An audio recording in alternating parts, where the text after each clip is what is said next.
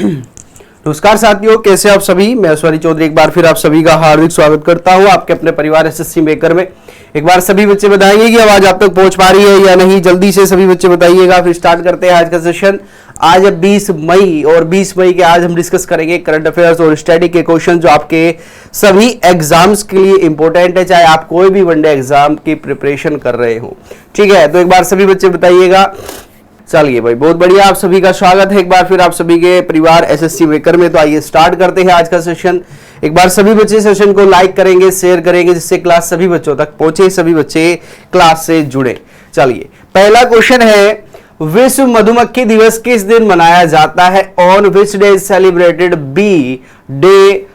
ध्यान रखिएगा, 19 मई, 10 मई, 21 मई या 22 मई। ये 20 मई है भाई, 10 की जगह आप इसको 20 मई करेंगे। ठीक है ना, ये क्या है, ये 20 मई है, ध्यान रखिएगा। ठीक है ना, तो ये हम किस दिन मनाते हैं? विश्व मक्खी दिवस। तो ये 20 मई में मनाया जाता है। कब मनाया जाता है? 20 मई में इसको मनाया जाता है, ध्यान रखिएगा। ठीक है, मधुमक्खी पालन को बढ़ावा देने के लिए एंटोन जानसा के जन्म दिवस के उपलक्ष्य में इसको मनाया जाता है। ठीक है ना, किसके? एंटोन जानसा के उपलक्ष्य में मनाने के लिए इसको स्टार्ट किया गया था 2018 में। ध्यान रखेंगे, अगर आपसे पूछ लिया जाए कि कब इसको स्टार्ट किया गया था, तो 2018 में इसको स्टार्ट किया गया था। अच्छा, क्वेश्चन का आंसर देंगे कि जो संग्रहालय दिवस है, अंतरराष्ट्रीय संग्रहालय दिवस है, ये किस दिन मनाया जाता है? अंतरराष्ट्रीय संग्रहालय दिवस हम किस दिन मनाते हैं? और हम राष्ट्रीय प्रौद्योगिकी दिवस किस दिन मनाते हैं? कौन सा दिवस? राष्ट्रीय प्रौद्योगिकी दिवस जो हम मनाते हैं, ये किस दिन मनाते हैं? एक बार बताएंगे कमेंट में। और विश्व एथलेटिक्स डे, एथलेटिक्स डे जो है, ये किस दिन मनाया जाता है? तीनों का आंसर फटाफट आंसर कीजिएगा। ठीक है, किस दिन इनको हम मनाते हैं? संग्रहालय, प्रौद्योगिकी और एथलेटिक्स जो डे होता है, किस किस दिन इसको मनाया जाता है? जल्दी से आंसर करेंगे सभी बच्चे। 17 मई को, 18 मई को। चलिए, ध्यान रखिएगा, हम जो संग्रहालय दिवस मनाते हैं ये 18 मई में मनाते हैं। कब मनाते हैं इसको? 18 मई में मनाते हैं। प्रौद्योगिकी दिवस हम 11 मई को मनाते हैं, ध्यान रखिएगा। और अगर हम एथलेटिक्स डे की बात करें तो 7 मई में इसको मनाया जाता है। ये इंपॉर्टेंट में आप इसको लिखिएंगे, 18, 11 और 7। ठीक है, चलिए नेक्स्ट है आपका क्वेश्चन। हाल ही में आशुतोष दीक्षित किस सुरक्षा बल के उप प्रमुख नियुक्त किए गए हैं? Recently Ashutosh Dixit has been appointed as the deputy chief of which security force? थल सेना के, वायुसेना के, नौसेना के या इनमें से कोई नहीं? आंसर आपको ध्यान रखना है, इसका हो जाएगा वायुसेना। हमारे वायुसेना के जो उप प्रमुख हैं, हम बात कर रहे हैं उप प्रमुख की। एक बार आप मुझे बताएंगे कि वायुसेना के जो वर्तमान में प्रमुख हैं ये कौन है? उप प्रमुख कौन नियुक्त किए गए? ये है आशुतोष दीक्षित। ध्यान रखिएगा, ये क्वेश्चन आपके लिए इंपॉर्टेंट हो जाएगा कि मोस्टली बच्चे जो है याद रखते हैं कैसे। आप प्रमुख याद कर लोगे, उप प्रमुख आप शायद हो सकता है कि आपके लिए इतना इंपॉर्टेंट ना हो, लेकिन अभी हाल ही में इनकी नियुक्ति की गई है। तो ये एयर फोर्स के उप प्रमुख चीफ बनाए गए हैं, डिप्टी चीफ बनाए गए हैं। ध्यान रखिएगा, एक बार कमेंट में सभी बच्चे बताएंगे कि इसके जो प्रमुख हैं ये कौन है। ठीक है, अगर हम थल सेना की बात करें, थल सेना के जो प्रमुख है भाई कौन है? ये है मनोज पांडे। मनोज पांडे अभी किस अफ्रीका देश की 2 दिवसीय यात्रा पर गए थे? अगर आपसे कभी पूछ लिया जाए तो ये मिस्र की 2 दिवसीय यात्रा पर गए थे। अभी हाल ही में मैंने आपको बताया था कि मिस्र की 2 दिवसीय यात्रा पर ये गए हैं, ध्यान रखिएगा। ठीक है, अगर हम बात करते हैं प्रमुख की वायुसेना के, तो ये है VR चौधरी। कौन है? VR चौधरी, ध्यान रखिएगा। ठीक है, और 8 अक्टूबर में हम सेना दिवस मनाते हैं। कौन सा? वायु सेना दिवस इसको मनाया जाता है। ठीक है, इंपोर्टेंट क्वेश्चन है, याद आपको रखने हैं। सारे ही इंपोर्टेंट क्वेश्चन आपको यहां पर कराए जाते हैं। चलिए, इसमें किसी बच्चे को कोई डाउट है तो बताएंगे, वरना बढ़ते हैं नेक्स्ट क्वेश्चन की तरफ।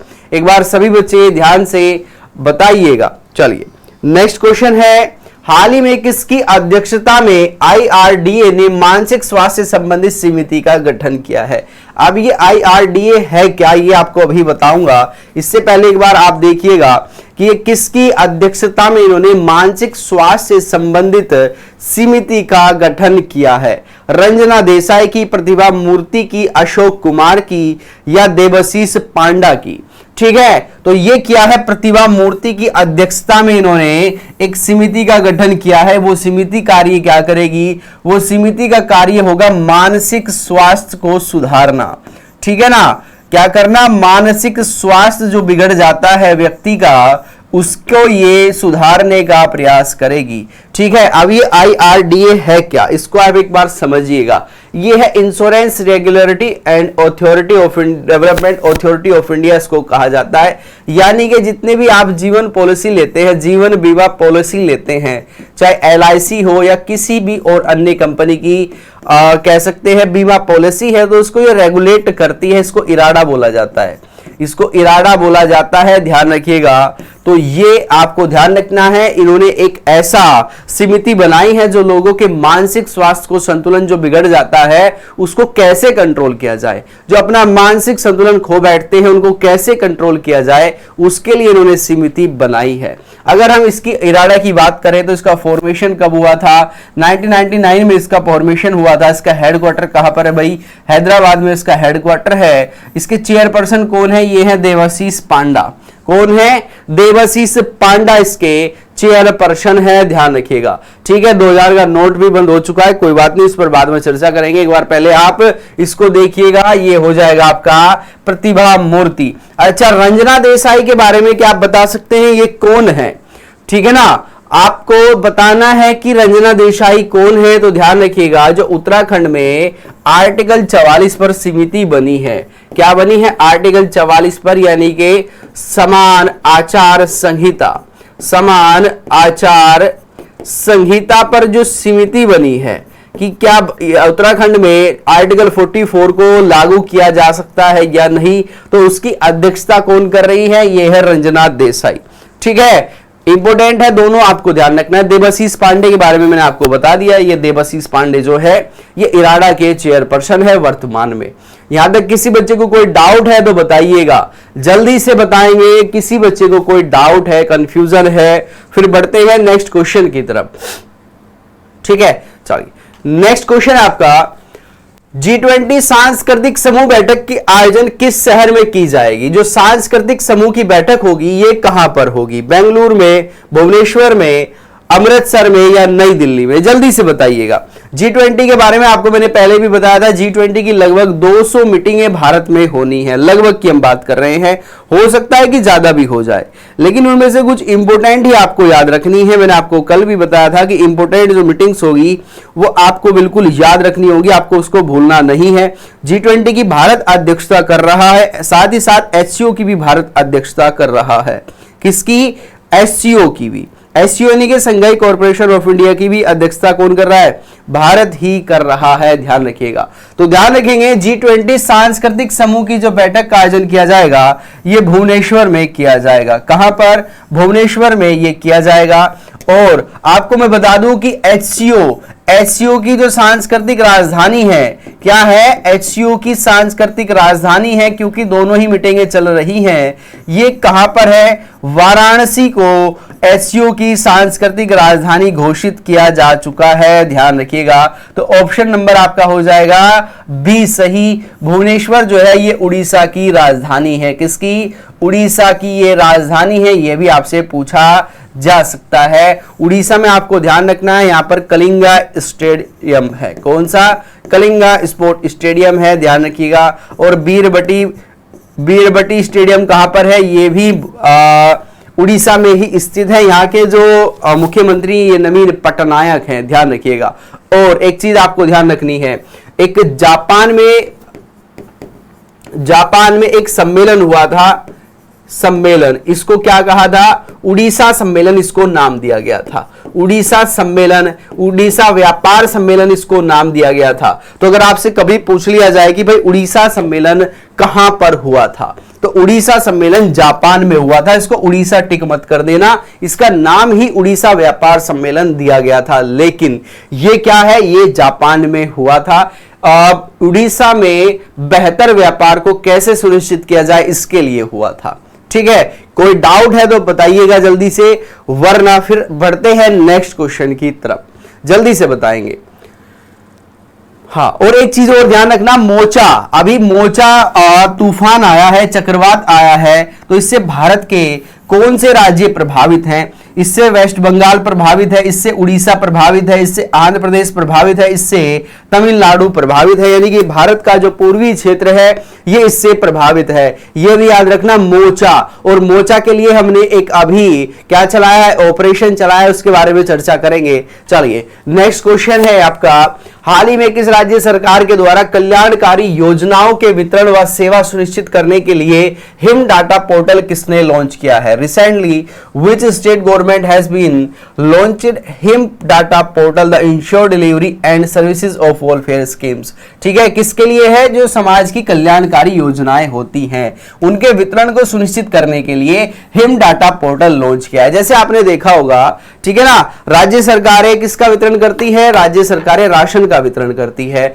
वृद्धा पेंशन का वितरण करती है, मातृ सुरक्षा पेंशन का वितरण वो करती है, बच्चों के लिए कोई स्कीम आती है उसका वितरण करती है, लेकिन उसका प्रॉपर वितरण होगा या नहीं होगा, या वे सेवाएं जो हैं उन लोगों तक पहुंची या नहीं पहुंची जिनको उनकी आवश्यकता है। ठीक है, जैसे गैस सब्सिडी थी, गैस सब्सिडी उनके खाते में डायरेक्ट ट्रांसफर हुई या नहीं, ठीक है ना, राशन उन व्यक्तियों को मिला है या नहीं मिला है जिनके पास कार्ड है, या उसको बीच में कोई और ही उसका यूज कर रहा है। तो इस तरह की जो समस्याएं हैं उनको दूर करने के लिए ये हिमाचल प्रदेश ने क्या किया है? हिम डाटा पोर्टल को लॉन्च किया है। किसने? हिमाचल प्रदेश सरकार के द्वारा हिम डाटा पोर्टल को लॉन्च किया गया है। अभी हिमाचल प्रदेश ने सूखाश्रय योजना भी लॉन्च की थी। कौन सी? सूखाश्रय योजना भी उनके द्वारा लॉन्च की गई थी, जिसमें आपको ध्यान रखना है सूखाश्रय योजना में जो अनाथ बच्चे थे, ध्यान से सुनिएगा, मैंने आपको पहले भी ये बताया था, अनाथ बच्चों की 27 साल तक जो परवरिश करेगी ये राज्य सरकार करेगी। ठीक है, 17 साल तक उसको 4,000 रुपए पर मंथ के हिसाब से देगी, उसके बाद उसको वहां पर जमीन दी जाएगी मकान बनाने के लिए। ठीक है, और उसकी जो उच्च शिक्षा करना चाहता है उसमें भी मदद करेगी। तो ओवरऑल 27 साल का ये एक पैकेज है अनाथ बच्चों का। अनाथ बच्चों में वो बच्चे जरूर आएंगे जिनके माता पिता बिल्कुल भी नहीं है, उसके अलावा उनके परिवार का कोई भी सदस्य नहीं है, ध्यान रखना। ठीक है, चलिए यहां तक किसी को कोई डाउट है तो बताइएगा, फालतू की बातें नहीं करनी है, फालतू में आप अपना टाइम वेस्ट करते हो। ठीक है, चलिए ये यहां पर हो गया हिमाचल प्रदेश। ध्यान रखेंगे यहाँ के जो मुख्यमंत्री हैं ये सुखविंदर सिंह सुक्खू हैं, जो कि कांग्रेस पार्टी से है। अगर आपसे पूछ लिया जाए कि भाई कौन सी पार्टी से है तो ये कांग्रेस से है। अगर हम उप मुख्यमंत्री की बात करें तो यहाँ के उप मुख्यमंत्री हैं मुकेश अग्निहोत्री। राज्यपाल की अगर बात की जाए तो शिव प्रताप शुक्ला हैं, और यहाँ की जो राजधानी है ये धर्मशाला है। क्या है? धर्मशाला यहाँ की राजधानी है, और दूसरी राजधानी है मनाली, ध्यान रखेंगे। ठीक है, चलिए धर्मशाला।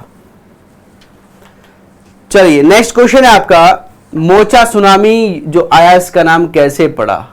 ये नाम दिया जाता है। अच्छा, आज का आपका यही क्वेश्चन है कि जो मोचा नाम दिया ये किसने दिया? ये नाम दिया जाता है एक सर्किल के हिसाब से, जिसमें जैसे एशिया कॉन्टिनेंट में आया, उपमहाद्वीप में ये आया।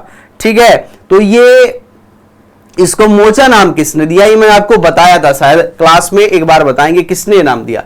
हाल ही में किसने चिकित्सा क्षेत्र में फर्जीवाड़ा रोकने के लिए विशिष्ट पहचान संख्या रखना अनिवार्य कर दिया है? ठीक है, recently who has made the mandatory to have the unique identification number for the cooking. नहीं, ये भाई फर्जीवाड़ा रोकने के लिए। ठीक है, फर्जीवाड़ा इन द मेडिकल सेक्टर। ठीक है, जैसे आपने देखा होगा झोला छाप डॉक्टर जो आप देखते हो, झोला छाप जो डॉक्टर देखते हो यमन ने, बहुत बढ़िया भाई।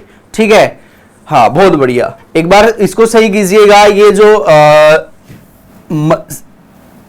धर्मशाला इसकी शीतकालीन है या ग्रीष्मकालीन है, और इसकी दूसरी राजधानी है भाई शिमला, इसको सही करेंगे। मनाली याद आ रहा है घूमने की वजह से। ठीक है, तो इसको सही कीजिएगा। चलिए, तो ध्यान रखना, ये चिकित्सा के क्षेत्र में फर्जीवाड़ा रोकने के लिए जो विशिष्ट पहचान संख्या रखना अनिवार्य किया, ये किसने किया? ये किया राष्ट्रीय चिकित्सा आयोग ने। एक आयोग बनाया गया है 2018 में इसको बनाया गया था, ध्यान रखिएगा, नेशनल मेडिकल कमीशन। और इसका कार्य क्या है कि जो सेवा क्षेत्र है, हमारा चिकित्सा क्षेत्र है, इसको कैसे रेगुलेट किया जाए, इसमें जो फर्जी दवाइयों का वितरण होता है इसको कैसे कंट्रोल करें, या जो आपने गांव में देखे होंगे झोला छाप डॉक्टर जो होते हैं जिनके पास डिग्री नहीं होती या डिग्री उनको फर्जी तरीके से प्रोवाइड कर दी जाती है, पैसे के लालच में अगर कोई संस्थान उसको दे देता है तो वो अपना गांव में जाकर या ऐसे किसी कस्बे में जाकर जहां पर मेडिकल सुविधाएं नहीं है वहां पर अपना मेडिकल चला रहे होते हैं। तो ऐसे डॉक्टर्स को अब नंबर रखना अनिवार्य हो गया है। इसमें आपको बेनिफिट क्या मिलेगा, जैसे आप किसी मेडिकल स्टोर पर गए या किसी डॉक्टर के पास गए तो उसका यूनिक आईडी नंबर आपको वहां पर लिखा मिलेगा। आप ये चेक करना चाहते हैं कि ये फर्जी है या नहीं तो उसको आप डालिएगा नेशनल मेडिकल जो आयोग है, कमीशन है, इसकी साइट्स पर आप डालिए तो सारे भारत के जितने डॉक्टर हैं उनकी लिस्ट निकल कर आएगी। उसमें अगर इसका व्यक्ति का नाम है तो ठीक है, वरना ये फर्जी है, इसने कहीं से ऐसे ही उसको उठाया है। ठीक है, तो ये इसको रोकने के लिए क्या किया गया है, ये एक विशिष्ट पहचान संख्या अनिवार्य कर दी गई है जो कि राष्ट्रीय चिकित्सा आयोग के द्वारा इसको जारी किया जाएगा। ठीक है, तो ये अभी हाल ही में यानी कि 1 महीने के अंदर ही ये सारी चीजें करनी होगी, ध्यान रखना इस चीज को। ठीक है ना, चलिए नेक्स्ट क्वेश्चन है कि हाल ही में किस देश में भारतीय यूरोपीय संघ व्यापार की पहली बैठक का आयोजन किया गया। ध्यान रखना, क्वेश्चन को पहले समझिएगा क्या कहना चाहता है। यूरोपीय संघ के बारे में आपने सुना होगा ध्यान से, टोटल 28 देश इसमें शामिल हैं। यूरोपीय संघ, जो यूरोपीय कॉन्टिनेंट है, यूरोपीय महाद्वीप है, उसके जो मोस्ट इंपोर्टेंट देश है उनका एक समूह है जिसको यूरोपीय यूनियन या यूरोपीय संघ कहा जाता है। तो भारत के साथ इन्होंने व्यापार किया है, यानी कि एक साइड अकेला भारत और एक साइड ये थे कितने 28 देश या यूरोपीय टोटल जो संघ था वो था। इन्होंने कहा है कि हम भारत के साथ व्यापार करना चाहते हैं और व्यापार भी फ्री ट्रेड करना चाहते हैं, इस पर इन्होंने सहमति जताई है। लेकिन हाल ही में आपको मैं बता दूं फाइनली डिसीजन पर ये नहीं पहुंचे, यानी कि हमारा जो फ्री ट्रेड है वो केवल ऑस्ट्रेलिया के साथ में ही है। ये भी क्वेश्चन आपसे बन सकता है। तो ये जो मीटिंग हुई है कहां पर हुई, ये बेल्जियम में हुई, ब्रिटेन में हुई, भारत में हुई या जर्मनी में इसको आयोजन किया गया। तो ध्यान रखिएगा ये बेल्जियम में इसका आयोजन किया गया है। कहां पर, बेल्जियम में इसका आयोजन किया गया है जिसकी राजधानी है ब्रुसेल्स। ये भी आपको ध्यान रखना है, इसकी राजधानी क्या है, ब्रुसेल्स इसकी राजधानी है। और यहीं पर मैं आपको बता दूं नाटो का मुख्यालय है, किसका, नाटो का हेडक्वार्टर कहां पर है, ये भी ब्रुसेल्स में ही है। नाटो यानी कि नॉर्थ अटलांटिक ट्रीटी ऑर्गेनाइजेशन, जिसमें यूक्रेन को शामिल करने के लिए सारा ये युद्ध छिड़ा हुआ है पिछले 1.5 साल से। ये जो रशिया का और यूक्रेन का युद्ध है ये किसका कारण है, ये नाटो का ही कारण है कि यूक्रेन जो है नाटो में शामिल होना चाहता है। यूक्रेन अगर नाटो में शामिल हो जाता है तो उसको क्या बेनिफिट है, उसको बेनिफिट ये है जिसमें इसमें टोटल जो देश हैं किसमें, नाटो में, अगर कभी यूक्रेन पर हमला होगा तो ये सारे देश मिलकर इसकी सहायता करेंगे। अब विरोध का कारण क्या है, विरोध का कारण ये है, रशिया ये कह रहा है कि भाई यूक्रेन की सीमा हमारे देश से लगती है, ठीक है, हम इसको नाटो का अड्डा नहीं बनने देंगे, ठीक है ना, ये मेरी संप्रभुता के खिलाफ हो जाएगा। तो ये पूरी लड़ाई है और कोई वहां पर इस तरह की चीजें नहीं है, ठीक है, जो पिछले 1.5 साल से चली हुई है, ध्यान रखिएगा। अच्छा, एक बार आप मुझे बताएंगे कि नाटो का जो गठन हुआ था ये कब हुआ था, इसकी स्थापना कब की गई थी, आप मुझे बताने का प्रयास करेंगे। ठीक है, चलिए, कोई डाउट है तो बताइएगा जल्दी से। अगर भारत के प्रतिनिधित्व की बात करें कि भारत का प्रतिनिधित्व किसने किया, तो ये पीयूष गोयल और एस जयशंकर दोनों वहां पर गए थे जो भारत यूरोपीय संघ की पहली बैठक हुई थी। ठीक है, चलिए नेक्स्ट है G7 समूह के सदस्यों ने ग्लोबल हेल्थ आर्किटेक्चर पर मंत्री स्तरीय बैठक का आयोजन जापान के किस शहर में किया। ठीक है, 2 चीजें मैं आपको समझा दूं। G20 की बैठक कौन कर रहा है, भारत, बिल्कुल कंफ्यूज नहीं होना है। ठीक है, HCO की जो मीटिंग होती है इनकी अध्यक्षता कौन कर रहा है, भारत कर रहा है।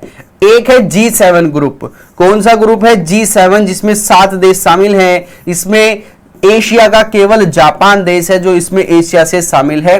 भारत जो है G7 का सदस्य नहीं है। यह क्वेश्चन आपको कंफ्यूज कर सकता है, क्या भारत G7 का सदस्य है या नहीं। तो G7 का सदस्य भारत नहीं है, ध्यान रखना। केवल एशिया कॉन्टिनेंट से कौन सा देश है, एशिया कॉन्टिनेंट से केवल जापान है, बाकी 2 देश इसमें उत्तरी अमेरिका से है और 4 देश इसमें यूरोप से हैं, ठीक है ना। तो इसकी जो बैठक हुई ये जापान में हुई, ये तो आपको पता है, लेकिन जापान के किस शहर में हुई? हिरोशिमा में, नागासाकी में, टोक्यो में या योकोहामा में? ध्यान रखिएगा, इसका जो आयोजन किया गया ये हिरोशिमा में इसका आयोजन किया गया है। किसमें? हिरोशिमा में इसका आयोजन किया गया, ना कि नागासाकी में। इसको एक बार कंफर्म करेंगे सभी बच्चे, ठीक है ना। तो ऑप्शन नंबर ए सही हो जाएगा।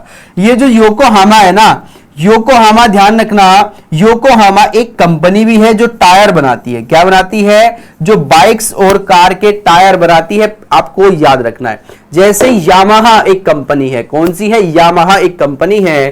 तो यामाहा कंपनी कहां की है ये आपसे पूछा जा सकता है, तो ये भाई ये भी जापान की है। सुजुकी जो कंपनी है कहां की है? ये जापान की कंपनी है। अगर आपसे पूछ लिया जाए कि जो मारुति सुजुकी लिखा आता है इसमें सुजुकी कहां की है, तो ये आपको ध्यान रखना है, ये है आपके जापान की, जबकि मारुति भारतीय कंपनी है। मारुति जो है ये कहां की कंपनी है? ये भारतीय कंपनी है, ध्यान रखना, ठीक है। और यहाँ के जापान के जो मुख्यमंत्री प्रधानमंत्री हैं ये कौन है? ये है फूमियो किशिदा। यहाँ की राजधानी क्या है? यहाँ की राजधानी है टोक्यो। इंपोर्टेंट क्वेश्चन है, ध्यान रखना, ठीक है। और हम जापान के साथ में कौन सा युद्ध अभ्यास करते हैं? धर्मागार्जन करते हैं, वीर गार्जन करते हैं। जो वीर गार्जन हमने किया था ये कहां पर किया था? ये हमने थाईलैंड में किया था, ना भारत में हुआ ना जापान में हुआ। ये एक तीसरे कंट्री कहां पर? थाईलैंड में इसका आयोजन किया गया था, ठीक है। चलिए, नोकिया है फिनलैंड की, लिख लेना। जिस बच्चे को नहीं पता, नोकिया जो कंपनी है फिनलैंड की है। और सैमसंग अगर आपसे पूछ लिया जाए कि सैमसंग जो कंपनी है कहां की है, ये दक्षिण कोरिया की है भाई, दक्षिण कोरिया।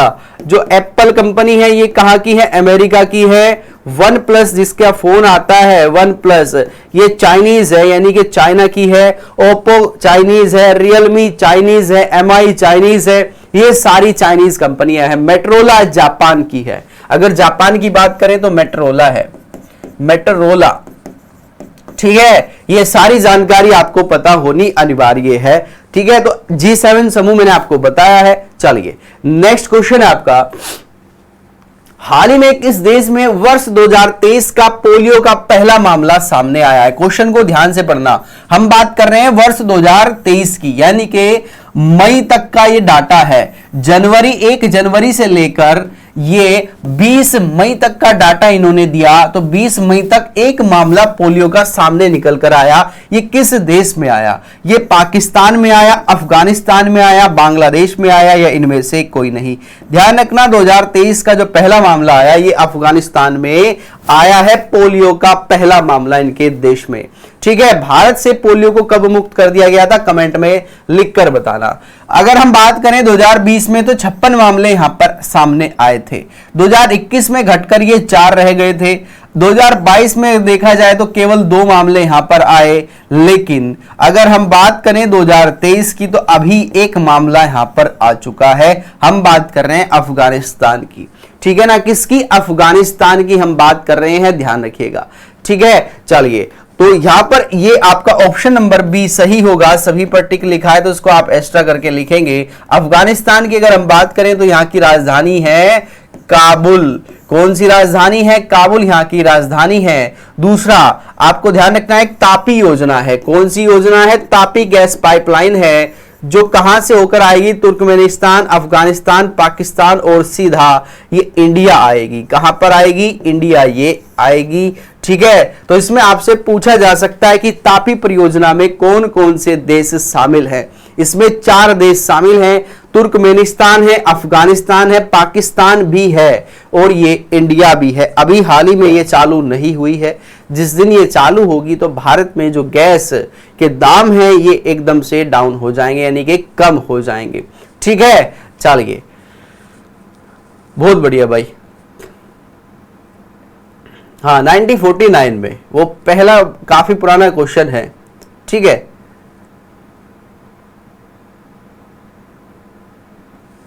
ठीक है, चलिए नेक्स्ट क्वेश्चन आपका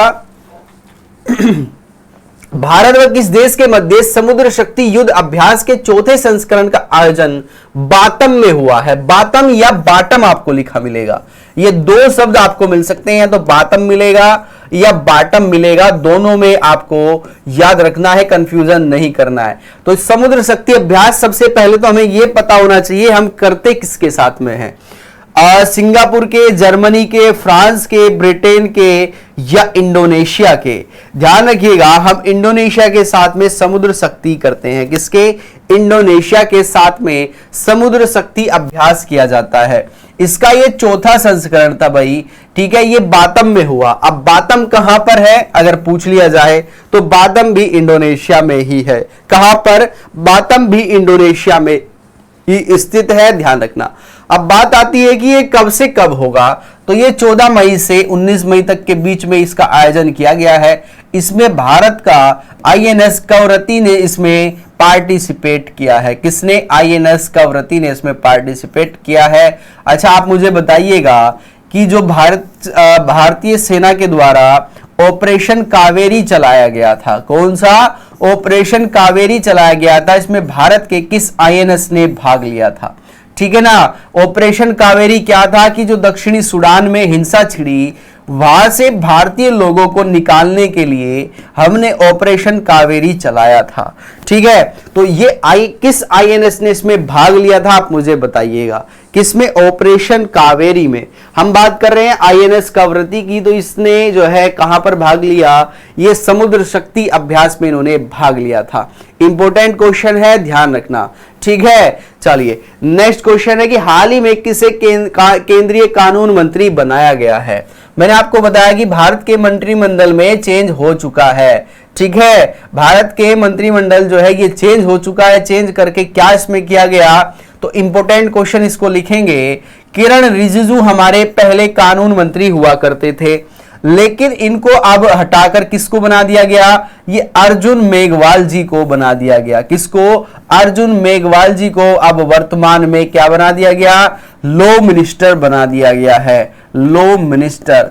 ठीक है, इंपॉर्टेंट लिखना भाई इस क्वेश्चन को, ध्यान रखना। ये देखने में आपको आसान लग रहा होगा, लेकिन 8 दिन बाद अगर यही क्वेश्चन आपसे दोबारा पूछा जाएगा तो मोस्टली बच्चे यानी कि 70-80% बच्चे इसको गलत करके आएंगे, गारंटी के साथ में कह रहा हूं, क्योंकि आप बहुत छोटे से क्वेश्चंस को छोड़ देते हो कि ये इंपॉर्टेंट नहीं होता, और वो ही सबसे ज्यादा इंपॉर्टेंट होता है। छोटी छोटी चीजों पर भी आपकी नजर होनी चाहिए। ठीक है, चलिए, तो ये किरण रिजिजू हो जाएगा। इनको हटाकर किसको बनाया गया? ये अर्जुन मेघवाल जी को बनाया गया, जो कि राजस्थान से आते हैं। उनकी जो कॉन्स्टिट्यूएंसी है वो राजस्थान से पड़ती है, ध्यान रखिएगा। अगर हम बात करें कि किरण रिजिजू को किस मंत्रालय में अटैच कर दिया गया, तो ये है पृथ्वी विज्ञान मंत्रालय। इनके मंत्री कौन है? ये किरण रिजिजू को बनाया गया। ठीक है, नहीं आएगा। अगर आ गया तो आप फिर क्या करोगे ये बताओ? अर्जुन मेघवाल, बहुत बढ़िया, अर्जुन राम मेघवाल उनका पूरा नाम है। ठीक है, चलिए नेक्स्ट क्वेश्चन है कि हाल ही में कर्नाटक के नए मुख्यमंत्री कौन बने हैं? डी.के. शिव कुमार है, सिद्धारमैया है, बसवराज बोम्बिया है, या इनमें से कोई नहीं? तो कर्नाटक के जो नए मुख्यमंत्री बने हैं तो ध्यान रखिएगा, जो नए सीएम बने हैं ये सिद्धारमैया है। कौन है? सिद्धारमैया है। और डिप्टी सीएम की अगर हम बात करें, किसकी? डिप्टी सीएम की अगर हम बात करें, यानी कि उप मुख्यमंत्री की हम बात करें, उप मुख्यमंत्री की बात की जाए, तो ये कौन है? ये डी.के. शिव कुमार है। कौन है? डी.के. शिव कुमार है। अगर कर्नाटक की थोड़ी सी चर्चा कर ली जाए तो ध्यान से आपको यहाँ पर चीजों को याद रखना है। अगर यहाँ की विधानसभा की सीटों की आपसे संख्या पूछ ली जाए कि यहाँ पर टोटल विधानसभा की सीटें कितनी हैं, तो भाई 224 हैं। यहाँ पर विधान परिषद भी है, विधान परिषद भी है। भारत के केवल 6 राज्य ऐसे हैं जहां पर विधान परिषद है, इनमें से कर्नाटक भी है जहां पर सीटों की संख्या है कितनी? 75। और ध्यान रखना 2023 का जो चुनाव हुआ इसमें कांग्रेस पार्टी ने जीत हासिल की है, तो कांग्रेस को कितनी सीटें यहां पर मिली? तो 135। कितनी? 135 यहां पर मिली है, यानी कि 135 सीटें इन्होंने हासिल कर वहां पर पूर्ण बहुमत को साबित किया है। और अब वहां पर जो है मुख्यमंत्री कौन बने? ये सिद्धारमैया बने। डी.के. कुमार कौन बने हैं? ये बने हैं यहाँ के उप मुख्यमंत्री, यहाँ के जो राज्यपाल है ये है थावर चंद्र गहलोत। लिख लीजिएगा इस चीज को, कौन है? थावर चंद्र गहलोत, थावर चंद्र गहलोत। ठीक है, चलिए कोई डाउट किसी को तो बताएंगे। यहाँ की राजधानी है बेंगलोर, ये भी आपको ध्यान रखना है, बेंगलोर। और ये सीटों से भाई कंफर्मेशन के साथ लिख के दे रहा हूं कि क्वेश्चन पूछा जाएगा, किसी ना किसी एग्जाम में आपसे पूछ लिया जाएगा। या तो टोटल संख्या पूछेगा, टोटल विधानसभा वहां पर सीटें कितनी हैं, विधान परिषद भी पूछ सकता है, ठीक है। या कांग्रेस ने कितनी वहां पर सीटें हासिल की, बीजेपी को कितनी मिली, 66, यानी कि 66 सीटें वहां पर मिली हैं। ठीक है, चलिए नेक्स्ट है आपको, हाल ही में भारत ने किस देश में ऑपरेशन करुणा चलाया? Very important question. Operation Karuna चलाया भारत ने कहां पर यह चलाया है? In which country has India recently launched operation Karuna? ये म्यांमार में चलाया गया, बांग्लादेश में, दक्षिणी सूडान में या यूक्रेन में? ध्यान रखना, ये करुणा जो ऑपरेशन है ये म्यांमार में चलाया गया। अब ये क्यों चलाया गया, अगर आपसे पूछ लिया जाए भाई ये क्यों चलाया गया है, तो क्यों का ये आपका आंसर हो जाएगा कि जो चक्रवात मोचा आया है इसने जो वहां पर तबाही मचाई है, वहां पर मानवीय सहायता के लिए, ठीक है ना, वहां पर राहत सामग्री पहुंचाने के लिए, क्या पहुंचाने के लिए? राहत सामग्री पहुंचाने के लिए ये भारत सरकार के द्वारा चलाया गया ऑपरेशन है जिसका नाम है ऑपरेशन करुणा। कौन सा? ऑपरेशन करुणा। ध्यान रखना, करुणा का मतलब आप दया भी इसको देख सकते हैं अगर आपको याद करना है। ठीक है, जैसे चक्रवात से काफी चीजें बदल जाती है, ठीक है ना, चक्रवात वहां पर आया तो वहां का उनका हो सकता है जो रहने का ठिया है, रहने के मकान है वो वहां पर बर्बाद हो गए, खाने के लिए कोई वहां पर साधन नहीं हो सकता। ठीक है, तो ये मानवीय सहायता उसमें सभी चीजें आ जाएंगी, खाने पीने से लेकर जो मेडिकल सुविधाएं होती हैं वो सारी चीजें वहां पर आ जाएंगी। अब ये मोचा तूफान के कारण म्यांमार को राहत सामग्री पहुंचाने के लिए ऑपरेशन करुणा चलाया गया। इसमें भारत के किस आईएनएस ने भाग लिया? सबसे ज्यादा इंपॉर्टेंट है, तो मोचा तूफान, करुणा ऑपरेशन, उसके बाद आईएनएस कौन कौन से इसमें शामिल हुए हैं? इसमें आईएनएस शिवालिक शामिल हुआ, इसमें आईएनएस कोमारता शामिल हुआ, इसमें आईएनएस सावित्री शामिल हुआ। ये तीनों आईएनएस इसमें शामिल हुए हैं। तीनों को आप बिल्कुल याद रखेंगे, 101% याद रखेंगे। फिर मत कहना कि सर जी ये क्वेश्चन आपने कराया था और आया है लेकिन हम नहीं कर पाए, इसको आप छोड़ देंगे क्योंकि ये आपको लगेगा कि नहीं पूछा जाएगा। बस हमसे तो यही पूछा जाएगा कि म्यांमार में कौन सा ऑपरेशन चलाया गया, तो म्यांमार में करुणा चलाया गया, इतना हमने याद किया था। भाई ये भी पूछा जाएगा शिवालिक, ठीक है, शिवालिक पर्वत श्रेणी है, ध्यान रखिएगा। ठीक है, आपसे कमारता भी पूछा जाएगा कि कमारता जो है ये क्या है, आपसे सावित्री भी पूछा जाएगा। तो ये तीनों आपको याद रखनी है। और करवती के बारे में मैंने आपको बताया था अभी, करवती ने कहां पर पार्टिसिपेट किया है, तो समुद्र शक्ति अभ्यास में पार्टिसिपेट किया है। म्यांमार की अगर बात की जाए तो यहाँ की जो राजधानी है ये नेपिडाओ है। क्या है? नेपिडाओ राजधानी, कहां की? म्यांमार की, नेपिडाओ। ठीक है, और यहां पर क्या है? यहां पर अभी सेना का शासन है। किसका? सेना शासन यहां पर लागू है। यहां की एक काफी प्रसिद्ध नेता आप कह सकते हैं आंग सांग सू की, जिनको सजा सुनाई गई है यहाँ के उच्च न्यायालय के द्वारा। ठीक है ना, भ्रष्टाचार में वो लिप्त थी जिसके कारण इनको क्या किया गया है, उनको सजा सुनाई गई है। तो नेपिडाओ याद रखना है। ठीक है, चलिए नेक्स्ट है, अर्बन G20 सम्मेलन का आयोजन किस शहर में किया गया? अर्बन मतलब होता है शहरी। ठीक है, G20 सम्मेलन का जो आयोजन हुआ ये कहां पर हुआ? इंदौर में हुआ, बेंगलुरु में हुआ, नई दिल्ली में हुआ या हैदराबाद में हुआ? तो अगर हम अर्बन की बात करते हैं तो अर्बन G20 सम्मेलन का आयोजन इंदौर में हुआ है। कहां पर? इंदौर में इसका आयोजन किया गया है, जो कि मध्य प्रदेश में पड़ता है। और ये भारत का सबसे स्वच्छ शहर है। सबसे स्वच्छ शहर कौन सा? इंदौर। और इंदौर नगर पालिका एक ऐसी नगर पालिका है जिसने ग्रीन बॉन्ड जारी किया है। ग्रीन बॉन्ड जारी करने वाली ये भारत की पहली नगर पालिका बनी है। तो इंदौर को आपको याद रखना है। G20 सम्मेलन, G20 सम्मेलन पर एक प्रॉपर वीडियो आपका जल्द ही आने वाला है। 6 महीने कंप्लीट हो जाएंगे। 6 महीने के कंप्लीट होने के बाद उसमें से जो भी इंपॉर्टेंट टॉपिक होगा, जो भी इंपॉर्टेंट सम्मेलन होंगे, उनको आपको एक ही वीडियो में करा दिया जाएगा। एक वीडियो इसका आएगा जिसमें सभी मोस्ट इंपॉर्टेंट जो G20 सम्मेलन है ये आपको करा दिया जाएगा, क्योंकि भारत जो है 1 दिसंबर 2022 से G20 की अध्यक्षता कर रहा है, जो कि 1 साल के लिए होगी। किसके लिए होगी? 1 साल के लिए होगी। ठीक है, चलिए नेक्स्ट क्वेश्चन है आपका, हाल ही में किस राज्य के शेख हसन ने माउंट एवरेस्ट चोटी को फतेह किया है? ये किस राज्य के हैं? उत्तर प्रदेश के, केरल के, कर्नाटक के या पश्चिम बंगाल के? Sheikh Hasan of which state has conquered Mount Everest peak recently? तो ध्यान रखिएगा, ये है केरल राज्य के। किसके? केरल राज्य के, ध्यान रखना। और मैं आपको बता दूं, अभी आपको ध्यान रखना है, इन्होंने माउंट एवरेस्ट को फतेह किया है। किसको? माउंट एवरेस्ट को, जो कि दुनिया की सबसे ऊंची चोटी है। माउंट एवरेस्ट दुनिया की सबसे ऊंची चोटी है, जिसकी कुल ऊंचाई है 8,848 मीटर। ठीक है, कहां पर है? अगर जिस बच्चे को जानकारी नहीं है, ये नेपाल में है। ध्यान रखना, नेपाल में इसको सागर माथा के नाम से जाना जाता है। किसके? सागर माथा के नाम से भाई सभी जानते हैं, ध्यान रखिएगा। ठीक है, ये भारत में नहीं है, ये नेपाल में है, ये केरल के है शेख हसन। ठीक है, आप मुझे बताइएगा कि 27वीं बार, ठीक है, 27वीं बार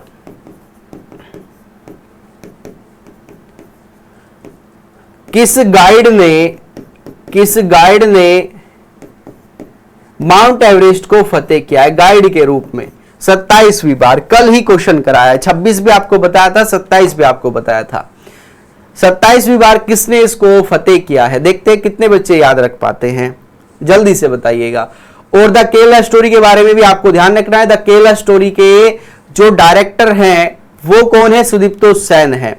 और केरला स्टोरी ने एक क्या बनाई है? एक अभी पहल बनाई है, जो उसके निर्माता है, डायरेक्टर और निर्माता मैंने आपको कल बताया था, विपुल साहा जी जो उसके निर्माता हैं। तो उन्होंने एक अभी पहल शुरू की है, सेव आवर डॉटर। ठीक है, तो उसमें उन्होंने 51 लाख रुपए तक का चेक दिया है। एक संस्था है केरल में उसको। ठीक है, किस लिए? कि जो हमारी लड़कियां हैं उनको कैसे हम बचा सकते हैं, उसके लिए दिया है। सुदीप्तो सेन, बहुत बढ़िया।